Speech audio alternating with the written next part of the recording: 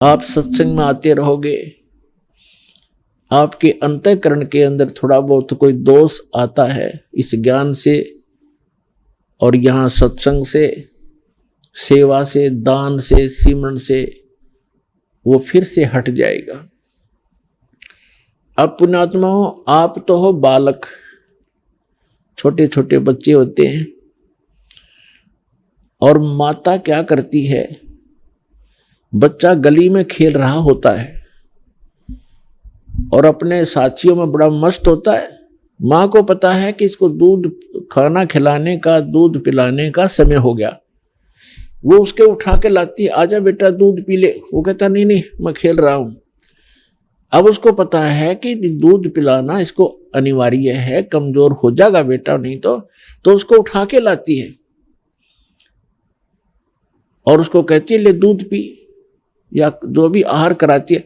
तो वो जल्दी जल्दी दूध भी पी रहा है, दूध पीते उसके मन में न्यू रहा बस छोड़ दे मम्मी एक बार, मैं वही जाऊंगा बच्चों में खेलूंगा। तो पिला के दूध उसको छोड़ देती है, जा खेल ले, और दूध के समय फिर बुला लेती है उसको, फिर दूध पिला देती है। तो इस प्रकार उस माँ को पता है कि ये ऐसे समय पर आहार करता रहेगा तो मेरा बेटा, मेरी बेटी दुबली ना होगे, ये बच्चे दुबले ना होंगे, कमजोर नहीं होंगे, बीमार नहीं होंगे, और ये अच्छी तरह इनकी परवरिश होकर के युवा हो जाएंगे। तो आप एक बालक हो और दास उस परमात्मा का भेजा हुआ, आप उस परमेश्वर का नौकर है, आप उसके बच्चे हो, बेटा बेटी हो। दास की सेवा लगा रखी है कि आपकी परवरिश करूं इस आत्मा की। आत्मा का दूध है सत्संग, ये ज्ञान और ये मंत्र भक्ति। आपको यहां बुलाया जाता है और थोड़ा प्रतिबंधित भी किया गया है कि प्रथम मंत्र के बाद सतनाम तब प्राप्त होगा जब आप 4 बार यहां अटेंड कर लोगे। उसका कारण क्या है कि जिनको भगवान चाहिए, आपको भगवान चाहिए, प्रत्येक आत्मा को भगवान परमात्मा की आवश्यकता है। तो परमात्मा के लिए इस जीव ने राज त्याग दिए, राज को ठोकर मारकर जंगल में जा बैठे, भगवान मिलना चाहिए। उनको फिर भगवान भी नहीं मिला, चलो राज भी त्याग सकते हैं जब ज्ञान की प्रेरणा होगी। क्योंकि उन महापुरुषों जिन्होंने राज त्यागा, उनको भी कोई संत मिले, सत्संग सुनाया, उनकी आत्मा में प्रेरणा हुई कि सचमुच काम तो ये है करने का।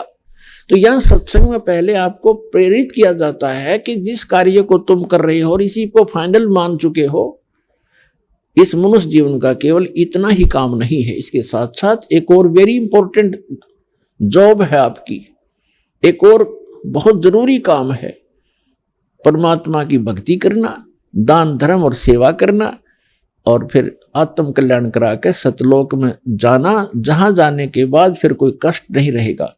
तो इस प्रेरणा से प्रेरित होकर भी जो भक्त प्रेरित हो जाते हैं, तो ये वही आत्मा है जो राजाओं की थी, उनको किसी ने प्रेरित किया और पिछले संस्कार अच्छे थे, राज त्याग दिए।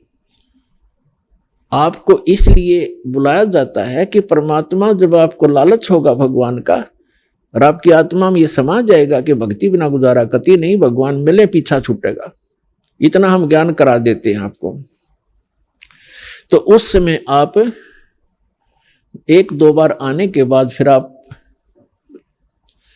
रुक के नहीं रुक सकते वहां पर, सत्संग में आए बिना आपको ऐसा ज्ञान करा दिया जाएगा। तो फिर भी आप यहां आते हैं सत्संग सुनने के लिए, आपका ध्यान रहता है वहां कि चल वहां जाएंगे, ऐसा करेंगे, फलाना काम है, ठीक है। तो एक स्वभाव बना हुआ है, एक हमारी मजबूरी है, जब तक इस संसार में रहेंगे इतना ध्यान और भविष्य की जो हमने अपनी प्लानिंग है वो बनानी ही पड़ती है। लेकिन अब आपको कोई 1 दिन रुकता है, कोई 2 दिन रुकता है, कोई 3 दिन भी रुक जाता है।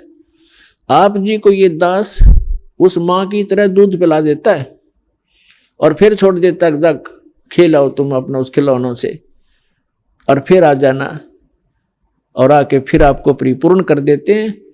इस प्रकार आपकी आत्मा मैच्योर हो जाएगी, युवा हो जाएगी, भक्ति से युक्त हो जाएगी, फिर आप पर आने वाली आपदाएं बंद हो जाएंगी।